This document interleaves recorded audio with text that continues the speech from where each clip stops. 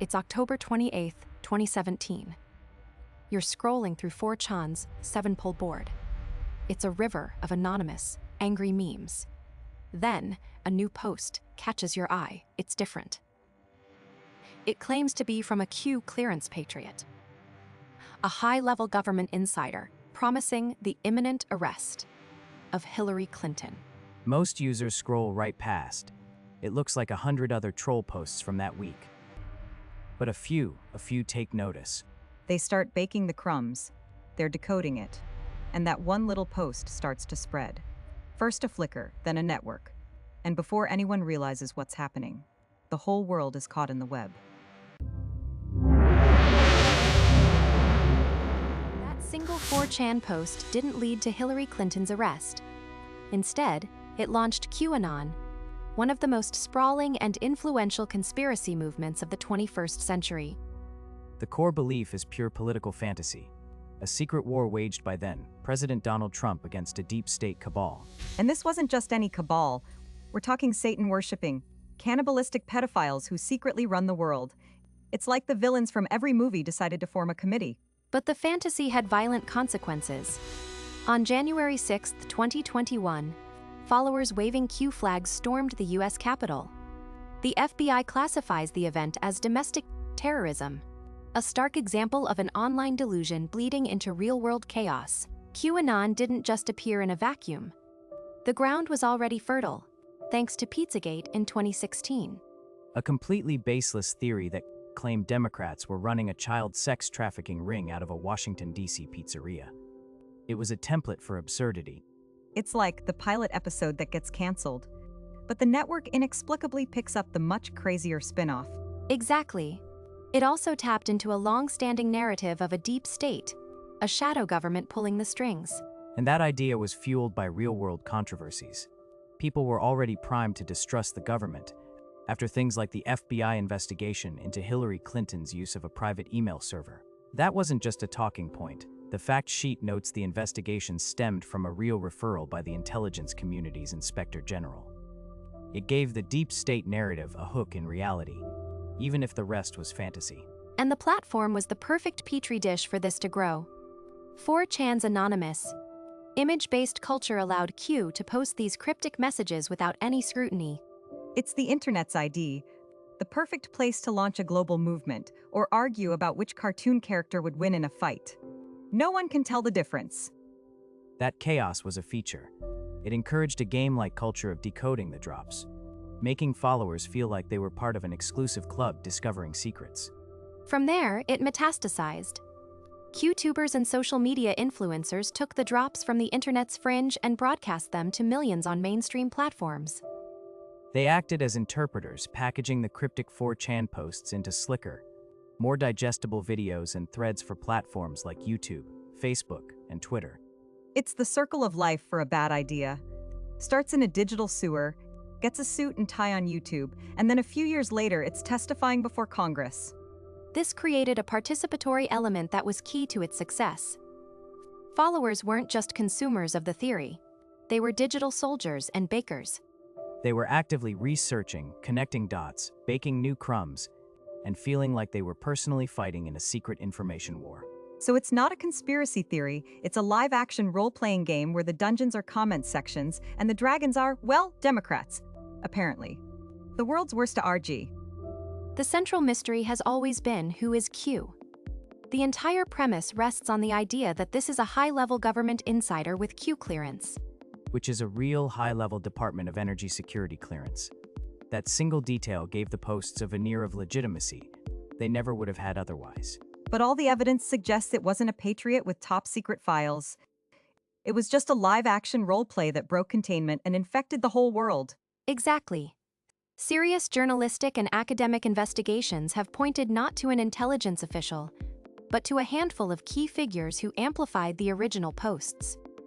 The most prominent names that come up are Paul Ferber, a South African software developer, and Ron Watkins, the administrator of 8chan, the even more toxic site where Q later moved.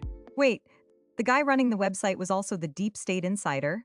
That's like finding out the restaurant's secret food critic is just the chef wearing a fake mustache.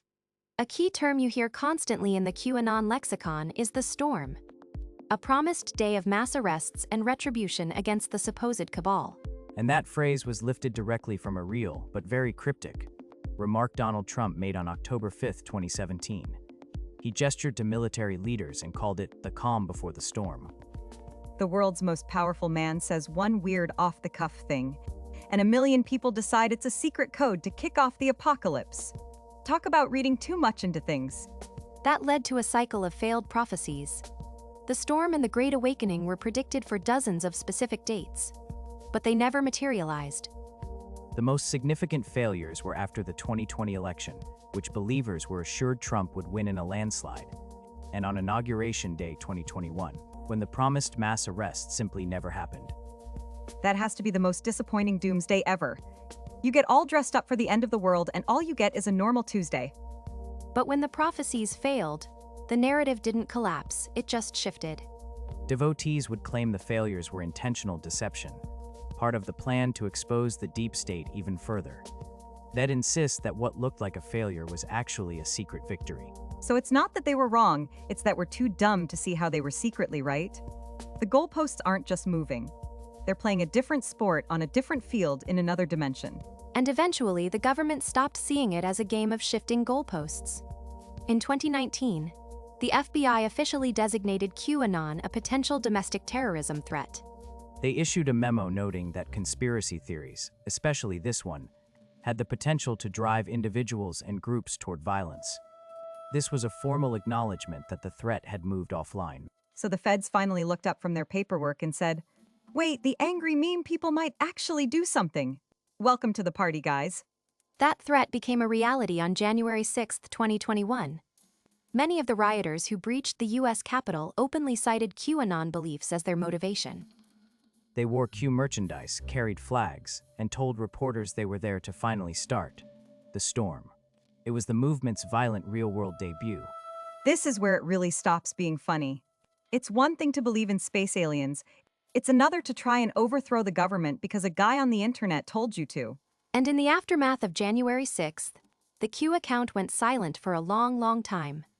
The puppet master vanished from the stage. But by then, it didn't matter. The movement had become a decentralized belief system.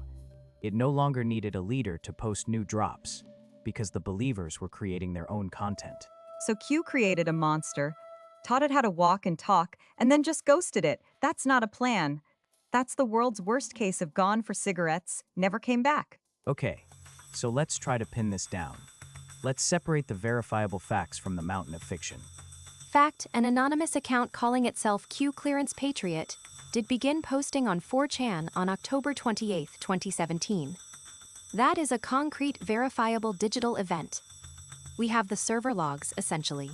So we know a guy walked into the internet's weirdest bar and told a story. That much is real. Now for the fiction. The entire identity of Q as a high-level government insider. There is absolutely no credible evidence to support that.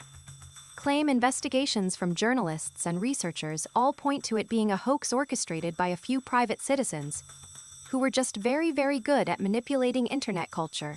So not a deep state patriot with secret files, just some guys who knew which buttons to push to make the internet lose its mind. Probably the most successful troll in history. Fact. The movement didn't create distrust from nothing. It tapped into a very real and widespread disillusionment with mainstream institutions like the government and media. Exactly. Trust was already at historic lows. QAnon just provided a grand, overarching, and exciting explanation for why people felt the system was broken. It's the ultimate, it's not you, it's them. People were looking for a villain, and QAnon gave them an entire evil empire to blame. But let's be crystal clear about the fiction at its core. The claim of a global Satan-worshipping, cannibalistic pedophile cabal run by prominent Democrats and celebrities. That is a complete and utter fabrication with no evidence. It's a classic blood libel fantasy, just repackaged for the internet age. It's like they took every monster from under the bed, gave them all security clearances, and said, "Yep, these guys run the Treasury Department." And here is where it gets insidious by hijacking the truth. The theory latches onto real-world crimes and anxieties to make the fantasy seem plausible. The most glaring example is the Jeffrey Epstein case. That was a real horrific conspiracy involving elite child sex trafficking. QAnon followers immediately co-opted it as proof of their specific claims, even when the facts of the case didn't match their narrative at all. They take a real tragedy, a real reason for people to be angry and afraid, and use it as a Trojan horse to smuggle in all the other nonsense. It makes it so much harder to argue against. Which brings us to the final undeniable fact: the violent consequences. This wasn't just online chatter. The FBI has linked QAnon to multiple violent incidents and plots. It has a real-world body count, culminating in the January 6th Capitol attack, which the FBI itself calls an act of domestic terrorism. It's the tragic endgame. It's what happens when the live-action roleplay stops being a game. So why did so many people fall for it? QAnon's appeal isn't just about the information. It's about the community. It functions like a massively multiplayer online role-playing game where believers are the heroes. This gamification of conspiracy is addictive. By decoding the drops, followers feel a sense of agency and empowerment. They aren't just passively reading the news, they believe they're uncovering a hidden reality. It's the ultimate escape room, but for your whole life. And if you solve the puzzle, you don't just get brunch, you get to save the world. Who wouldn't want to play that game? And for many, believing in the plan is a powerful psychological comfort. It imposes a simple good versus evil order on a world that feels complex and chaotic. It offers hope that a powerful, benevolent force is secretly working to make things right, to punish the wicked and reward the faithful. It's a classic messianic narrative. It's way easier to believe there is a secret superhero about to fix everything than to accept that the world is messy and fixing it is our own damn job. And that's how it took hold. Ultimately, the story of QAnon is the story of how social media echo chambers and algorithmic amplification can work together. They can take a fringe delusion, feed it back to people who are primed to believe it, and elevate it into a full-blown political identity and a real-world security threat. The same algorithm that knows you like cat videos can get you hooked on a global conspiracy. So if you want to teach it you have better taste, we're here every week. Subscribe and hit the bell so you don't miss the next rabbit hole.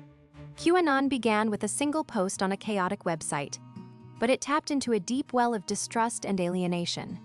It became a digital cult that fractured reality for millions, proving that in the modern age, the most dangerous conspiracies might not be hatched in secret bunkers, but on anonymous message boards. Next week, we're asking an even bigger question. What if everything is the conspiracy? We're looking at simulation theory, the idea that our entire reality is just a computer program. Don't miss it. See you next time, assuming you're real.